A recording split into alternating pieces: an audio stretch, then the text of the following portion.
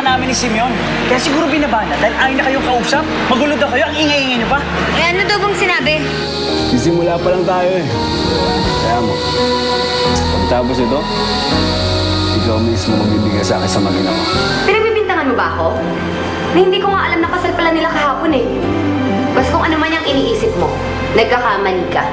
Baka naman yung kriminal na Simeon yung may gawa niyan. Down payment pa lang yan, ha? Kung nakita niyo si Simeon, dodoblehin ko yan. Sige sir, balitaan kita kagad. Kung nire-respeto mo ko, respeto mo si Lynette. Edad, sumusobra na siya eh. Nagpapasensya ko para sa inyo, pero pag di niya ako tinigilan, papatulang ko na siya. Ayun ka, Simeon! Ay! Alam niya ka, Simeon!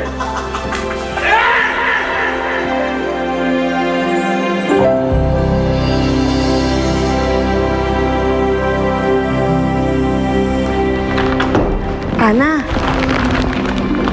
dinadala ni Enrique. Naku ha, yan talaga si Enrique. Lagi na lang wrong timing. Dati nung nangliligaw yan, pareho na kami may asawa. Tapos ngayon parang may balak na naman yata mangligaw. Kung kailan nawawala yung aking apo. Grabe ka naman, Ana. Ito nga, tingnan mo, may sulat pa. Ana, just to brighten up your day a little, Enrique. Balita tungkol kay Jacob ang kailangan ko, hindi itong mga bulaklak na to, no?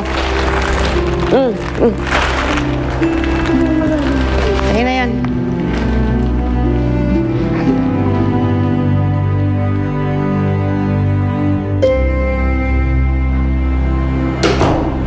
Kuya TJ, hindi ka pa nakakain ng dessert. Huwag na lang. Baka masabihan pa ako masiba eh.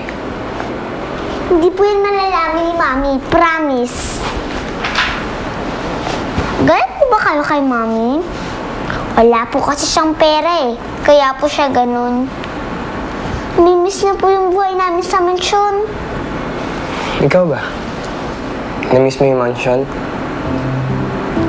Masaya sana kasi madaming katulong at saka madaming mga pagkain. Malalaki pa. Gusto mong bumalik doon? Hindi na po. Mas gusto ko po kayong kasama. Kumpleto po tayo dito. Pati po si Tita Gemma. Kalina makinig ka sa akin ah. Hindi lahat ng sinasabi ng magulang pinapakinggan. Kaya ikaw, pag alam mo yung maling pinapagawa sa'yo, huwag mo susundan. Ha? Tara, tulungan mo akong kainin to. Ikaw na lang po bumayan. Ako ba nang bigayin sa'yo eh. Oh, tulungan mo kasi hindi ko kaya to eh. Tara. Eto po, yan po sa inyo. Wag din niyo po ibigay sa akin.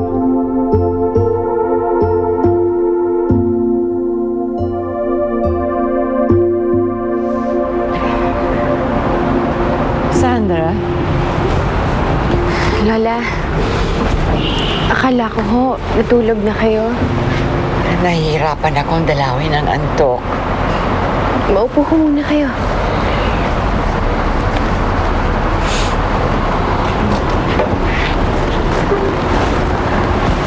Sandra, anong klaseng tao si Simeon? Tahimik lang ho siya. Maalalahanin, maalaga. Kaya nagulat nga ho talaga ako nung nalaman kong lahat ng mga kasinungalingang ginawa niya sa akin. Hindi ko ho talaga akalain na magagawa na yun. Lalo na ho yung pang-hostage niya sa amin ni Michelle. Para ho siyang isang bulkang bigla na lang sumabog. My God. I hope Jacob is not with him.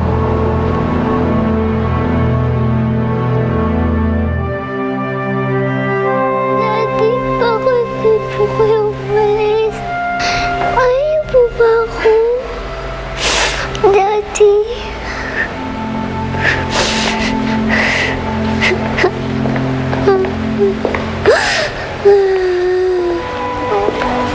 Michelle, kung ano man ang naging dahilan ng daddy mo kung bakit siya umalis, huwag mong iisipin na may kasalanan ka doon, ha?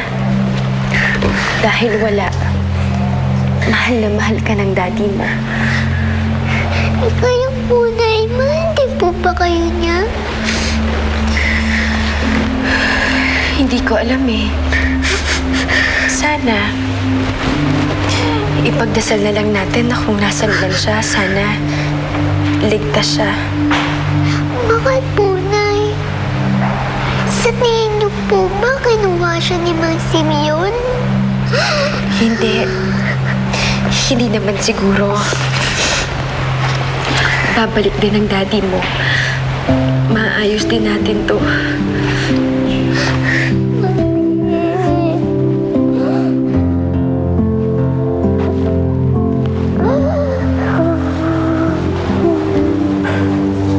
Ano, suko ka na. Mas gugustuhin ko. Ako na lang gantuhin mo. Kaysa si Sandra. Hindi ako papayag na mapunta siya sa'yo. Ano bang may sabi sa'yo sasaktan ko si Sandra? Mahal na mahal ko nga yun.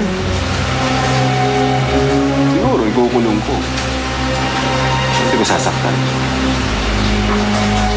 Hindi gayahin ko. Hayop ka!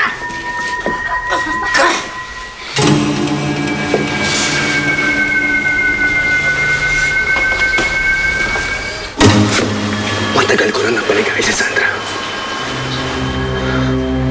Hindi ka lang dumating, nasira lahat eh. Ikaw nang gulo eh. Ikaw nang angkin ng hindi iyo. 6 na taon kami magkasama. Kayo ilan?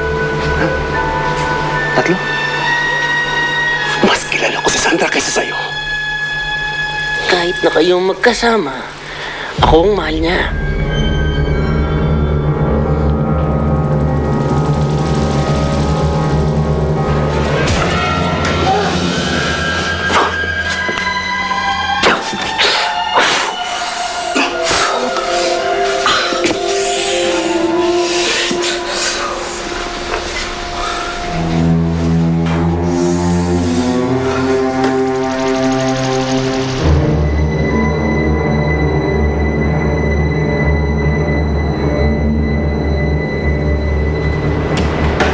Oh, kamusta si Simeon?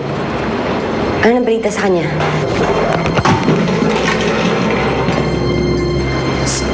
Sandali ah.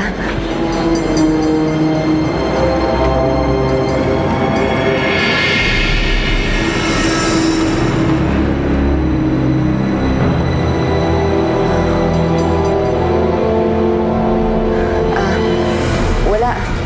Pusa lang ata eh. O ano na? Ano na balita kay Simeon?